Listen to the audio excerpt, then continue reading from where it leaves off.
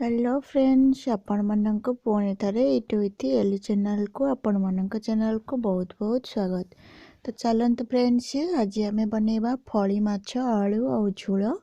तो देखी पड़े ये केते तरकारी केते बढ़िया से चलते फ्रेंड्स प्रिपेयर करवा ये रेसिपीटी। जदि आपण मानक ये रेसिपीटी भल लगे तो घरे निश्चय ट्राए करेंगे।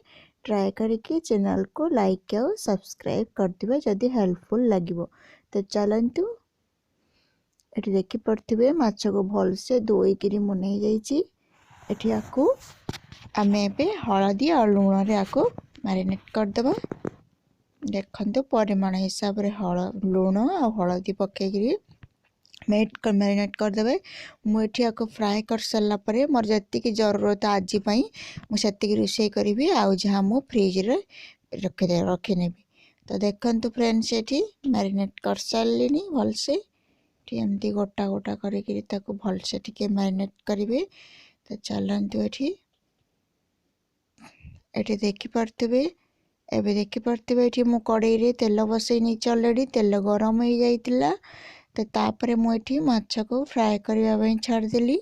सबुतक माछ फ्राए कर नहीं सारापर जी मोर जरूरत बर्तमान मुझे रोषे करी आउ जहाँ रही रखिनेबी। तो देखंतु फ्रेंड्स ये आमर हो सारा दुई पट। एबे आम एक प्लेट रे काटदेबा। एमती जतक माछ अच्छी सब फ्राए करनबा एमती सब। तो आपण मैंने आ सहित आलू भी काटिकी मु साइड रे रखी नहीं आलू को भी फ्राए करने देखी पारे आमर दुई दुई पट भलसे हो गला लाल भी पड़गला। एबे आम देखते एमती सब माछ मु भाजी नहीं जीवी। ये देखंतु माछ आ आलू को भाजी नेली।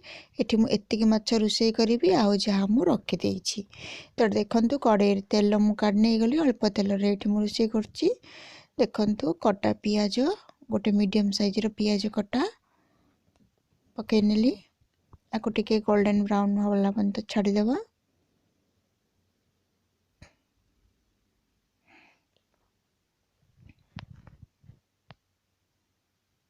तापर ये देखंतु जदि आपण माने जीरा चाहिए जीरा पकई पारे। मुझे ग्राइंडिंग कला बेले जीरा देइथिली टिके जस्ट अदा रसुण पेस्ट रे। तो से जीरा लुण पकई नेली। देखंतु पियाज गोल्डन ब्राउन हैला परे एठी मु जीरा अदा रसुण रो पेस्ट को मु पकई नेली 2 चम्मच।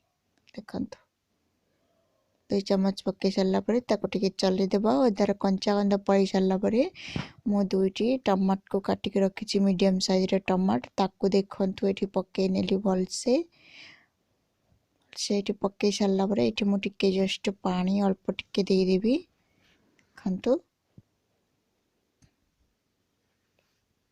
पानी दे सारा पर ये हलदी टिके पकई नहीं जावा। देखंतु परिमाण हिसाब रे हलदी परिमाण हिसाब रे लंका गुंड टिके भल कलर आसीबा पई काश्मीरी रेड मिर्च पाउडर एठी जस्ट गरम मसाला पकईकी ताको टिके चलै नबा। आको टिके थिकनेस आसिया पई छाड़ देबा।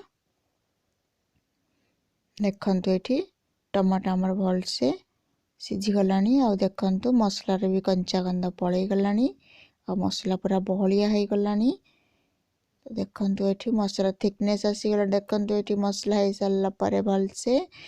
तो देखंतु माछ आ आलू को मु पकई नेली ता सहित पकई नेकी आको टिके मसला सहित ये करबा को दबा। जस्ट एमती 2-3 मिनिट ताको चलेकी टिके छाड़ी देबा। ताको भल से टिके मसला सब मिसी जीवा माछटा।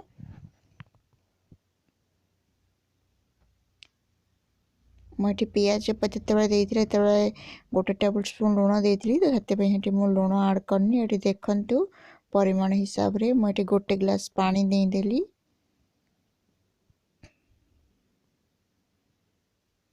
आपण मन जदि अधिक पानी दरकार तो आपण मैंने दे पारे। ये देखंतु पानी को फुटिबा पई छानी थी। देखंतु पानी फुटे सारा पर आमर माछ तरकारी केते बढ़िया और डेलीशियस लगुच। एमती घरे निश्चय ट्राए करेंगे। ट्राए करके आपण मानक फ्रेंड्स और रिलेटिव मानक सहित निश्चय शेयर करेंगे। तो रही फ्रेंड्स पुणी मिसिबी गोटे नेक्स्ट वीडियो रे।